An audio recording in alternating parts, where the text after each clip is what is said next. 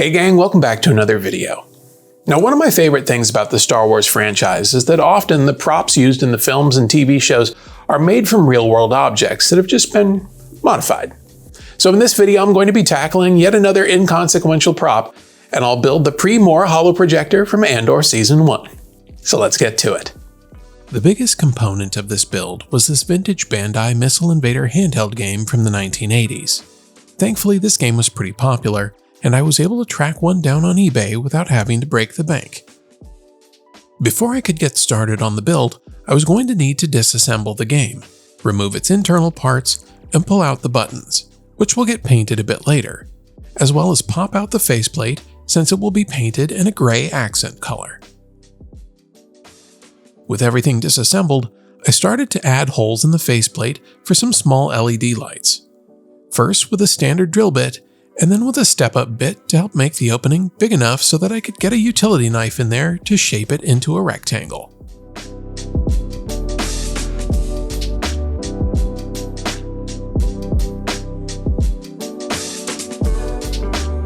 After a bit of cutting and sanding, I've got a nice rectangular opening, and I can add a second hole right in the center of the display using the same methods.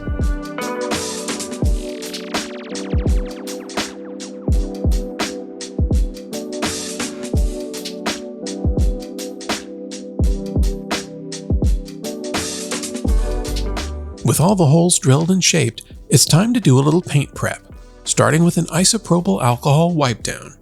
This should help to remove any excess oils and grime from this 43-year-old toy. Once the parts dried, I grabbed some double-sided carpet tape and used it to hold down all of my buttons. And then everything got a base coat of spray paint made for plastics. This should bite into the surface and should help to improve adhesion for the main colors. With the primer layer dry, I could switch over to the base colors and get to painting. And once I was happy with the coverage, I set the pieces aside to dry.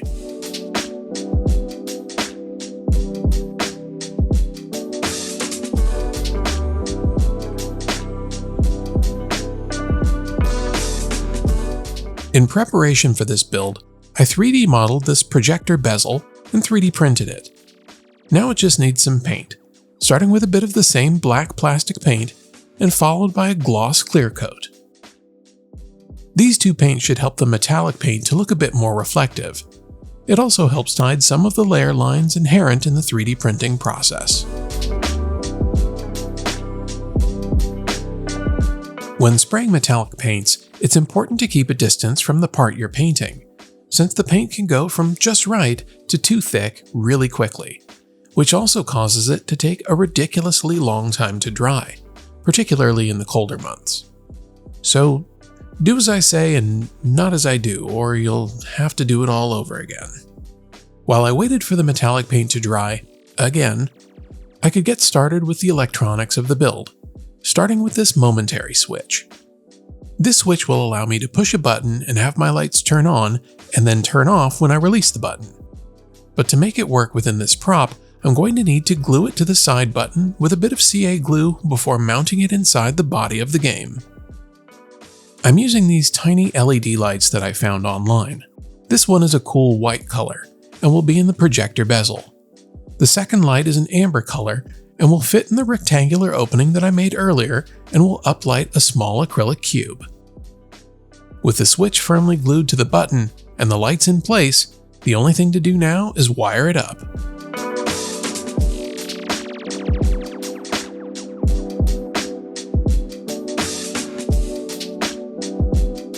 I'm using some shrink tubing over my wire connections to help cut down on the bulk that will need to fit inside the prop.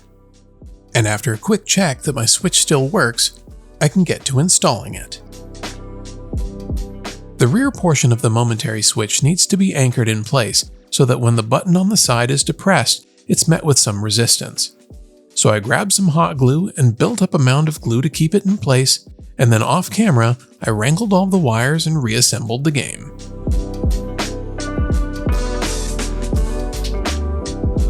Now I can get to attaching the final parts for the build with some CA glue, starting with this acrylic cube and then followed by the 3D printed projector bezel, and then a white acrylic round.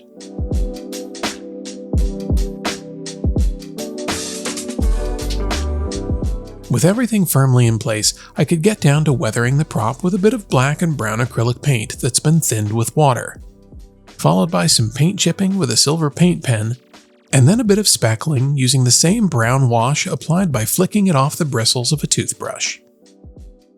And just like that, this prop is done.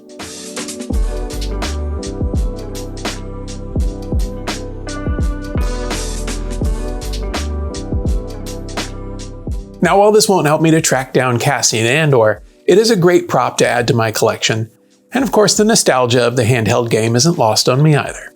Well, that's going to do it for this one. Be sure to like and subscribe if you haven't already, but most importantly, go make something.